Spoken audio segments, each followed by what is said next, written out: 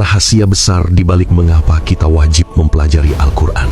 Bayangkan, ada sebuah rahasia besar dalam hidupmu yang kalau kau memahaminya, cara kamu melihat ujian, kesedihan, dan masa depan akan berubah selamanya.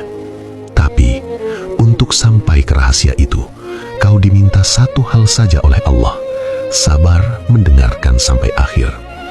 Mungkin hari ini, ujianmu bukan hanya masalah hidup yang berat. Mungkin ujianmu juga adalah, maukah engkau duduk tenang beberapa menit, meletakkan gadget, menahan jenuh, dan membuka hati untuk mendengar apa yang sebenarnya Allah inginkan darimu melalui Al-Quran. Karena bisa jadi, kesediaanmu untuk bersabar mendengarkan sampai tuntas adalah tanda pertama bahwa engkau benar-benar ingin menjadi hamba yang bertakwa. Kalau engkau siap, mari kita pelan-pelan buka rahasia besar di balik mengapa Allah menurunkan Al-Quran dan mengapa memahaminya adalah ujian kesabaran bagi hamba-hamba yang dicintainya. Bayangkan sebuah malam yang sunyi, lampu temaram. Seorang hamba duduk sendiri, mushaf terbuka di hadapannya. Bibirnya bergerak, ayat demi ayat ia baca. Suaranya pelan, tartil, terdengar indah. 1 halaman, 2 halaman, 1 juz selesai. Lalu mushaf itu ditutup, dan hatinya masih terasa biasa saja.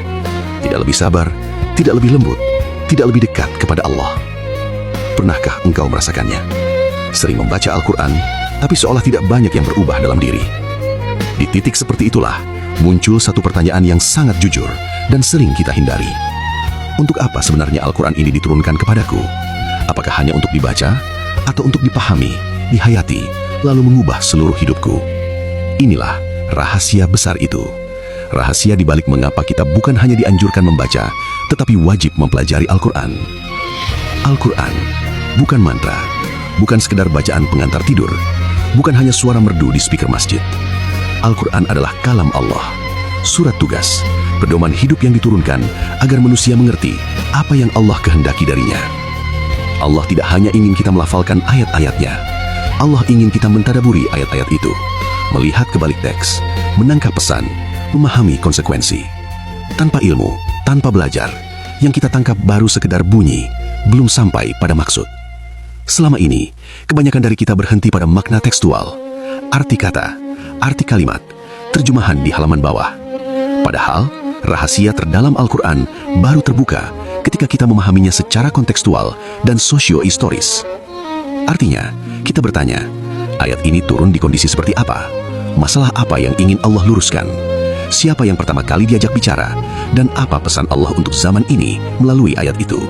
Ketika Allah melarang riba, itu bukan hanya cerita ekonomi orang Quraisy, tapi itu tentang caraku bekerja, caraku berbisnis, caraku berhutang, dan memberi pinjaman hari ini.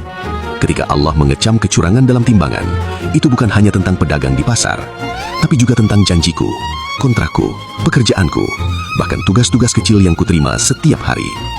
Disinilah bedanya. Membaca secara tekstual membuat Al-Quran terasa jauh dan masa lalu. Memahami secara kontekstual membuat kita tersadar, ayat ini sedang bicara tentang aku, tentang hidupku, tentang dosaku, tentang harapanku. Lalu, apa itu tadabur? Tadabur bukan hanya merenung tanpa arah. Tadabur adalah proses menatap ke balik teks, lalu bertanya dengan jujur pada diri sendiri. Jika aku benar-benar beriman pada ayat ini, apa yang harus berubah dalam diriku hari ini? Inilah yang disebut tadabur transformatif. Bukan hanya sekedar, Masya Allah, indah sekali ayat ini, tetapi naik menjadi, Ya Allah, apa yang Engkau minta dariku melalui ayat ini? Saat membaca ayat tentang sabar, kita langsung teringat pada ujian yang sedang kita hadapi. Saat membaca ayat tentang jujur, kita teringat pada kebiasaan kita melebih-lebihkan cerita. Saat membaca ayat tentang ghibah, kita teringat pada grup chat tempat kita sering menggunjing. Disitulah Al-Quran tidak lagi berhenti di mata dan bibir, tapi turun ke dalam sikap dan keputusan sehari-hari. Lalu, mengapa ada orang yang mudah sekali menangis saat membaca Al-Quran, sementara ada yang membaca berlembar-lembar namun tidak merasakan apa-apa? Rahasia itu ada pada hati, pada cara ia datang kepada Al-Quran. Ada beberapa kunci sederhana, tapi sangat dalam yang bisa kita jaga bersama. Pertama, meluruskan niat. Sebelum membuka mushaf, bisikkan lembut dalam hati. Ya Allah, aku datang kepadamu bukan sekedar untuk menambah bacaan. Aku datang agar Engkau memperbaiki diriku melalui ayat-ayat-Mu.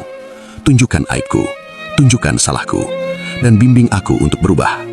Ketika niat ini jujur, seringkali kita merasa ada ayat yang seolah menemukan kita. Ayat itu seperti berkata, inilah engkau, inilah kekuranganmu, kembalilah kepada Allah. Kedua, membaca dengan tartil. Pelan, tenang, memberi ruang bagi hati untuk ikut serta. Berhenti sejenak saat bertemu ayat rahmat, lalu berdoa memohon kasih sayang Allah. Berhenti sejenak saat bertemu ayat azab, lalu memohon perlindungan. Tidak terburu-buru, tidak mengejar halaman, tetapi mengejar perjumpaan dengan Allah. Ketiga, menghayati bacaan. Bayangkan, saat engkau membaca, Allah sedang menyapamu. Ayat-ayat ini bukan hanya untuk orang berabad-abad lalu, tetapi juga untukmu, untuk hari ini, untuk keadaanmu sekarang. Dari sinilah biasanya lahir keharuan, tangisan, getaran lembut di dada. Bukan karena suara yang indah, tetapi karena hati yang merasa disentuh langsung oleh Tuhannya. Tapi, Al-Quran tidak datang hanya untuk membuat kita menangis. Ia datang untuk membentuk kita menjadi hamba Allah yang berakidah lurus, berakhlak indah, dan beramal dengan adil. Ulama menjelaskan, isi Al-Quran secara garis besar mengajarkan 3 hal besar. Bagaimana kita mengenal Allah dan akhirat, ini akidah. Bagaimana kita menghias diri dengan budi pekerti, ini akhlak. Dan bagaimana kita mengatur kehidupan sosial, ini amal, hukum, muamalah. Di atas semua itu, ada tujuan besar yang disebut maqasid syariah, tujuan utama diturunkannya syariat. Menjaga agama, menjaga jiwa, menjaga akal, menjaga keturunan, menjaga harta, menjaga kehormatan manusia. Puncak dari semua pengamalan itu adalah takwa, dan salah satu wujud paling nyata dari takwa adalah adil dalam berinteraksi dengan sesama. Adil pada keluarga, adil pada bawahan, adil pada teman, bahkan adil kepada orang yang tidak menyukai kita. Apa gunanya kita hafal banyak ayat jika kita masih menipu dalam pekerjaan? Apa gunanya kita sering hatam jika kita masih mudah menfitnah? Apa gunanya tilawah berjam-jam jika orang-orang di rumah justru paling sering tersakiti oleh ucapan dan sikap kita? Disinilah rahasia besar itu terasa sangat jelas. Kita wajib mempelajari Al-Quran karena tanpa pemahaman yang benar, kita bisa merasa dekat dengan Al-Quran. Padahal sebenarnya kita belum menangkap kehendak Allah di balik ayat-ayatnya. Setiap ayat yang kita baca tanpa berusaha memahaminya, sejatinya menyimpan harta karun makna yang belum kita gali. Bayangkan betapa ruginya jika kita kembali kepada Allah, sementara begitu banyak ayat yang tidak pernah sempat kita pahami pesan dan tuntutannya. Lalu, apa yang bisa kita lakukan pelan-pelan mulai hari ini? Cobalah dari sekarang. Sebelum membaca, luruskan niat. Datanglah kepada Al-Quran bukan sebagai kewajiban yang memberatkan, tetapi sebagai pertemuan dengan Rabb yang paling mencintaimu. Bacalah lebih pelan, walau hanya beberapa ayat. Yang penting beri kesempatan pada hatimu untuk ikut berpikir, ikut merasakan. Setelah membaca, tanyakan pada diri sendiri, apa pesan Allah untukku melalui ayat ini? Perilaku apa yang harus kuperbaiki hari ini? Satu langkah kecil apa yang bisa kulakukan agar ayat ini tampak dalam hidupku? Mungkin hanya menahan diri untuk tidak membalas pesan dengan kata-kata kasar. Mungkin hanya memilih jujur dalam hal kecil. Mungkin hanya menahan lidah dari satu kalimat ghibah. Kecil bagi kita, tapi sangat besar di sisi Allah jika itu lahir dari tadabbur Al-Quran. Sahabat yang dirahmati Allah, mungkin selama ini kita sudah sering membaca Al-Quran, namun belum sungguh-sungguh hidup bersama Al-Quran.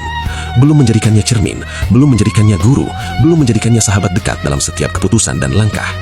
Namun, menyadari kekurangan ini bukan alasan untuk putus asa. Justru, ini adalah pintu hidayah. Mulai hari ini, marilah kita berjanji pelan-pelan dalam hati. Aku tidak ingin menjadi hanya pembaca Al-Quran. Aku ingin menjadi hamba yang dibentuk oleh Al-Quran. Aku ingin memahami, menghayati, dan mengamalkannya, meskipun sedikit, tapi terus-menerus. Lalu berdoalah dengan suara hati yang paling jujur. Ya Allah, jadikan Al-Quran cahaya di dadaku, penyembuh bagi gelisahku, petunjuk di setiap langkahku. Jangan biarkan aku hanya mengenal huruf-hurufmu, tapi jauh dari maksud dan cintamu. Jadikan aku, keluargaku, dan keturunan-keturunanku termasuk hamba-hambamu yang engkau muliakan melalui Al-Quran. Jadikan Al-Quran jalan syafaatku di akhirat kelak. Amin. Ya Rabbal Alamin.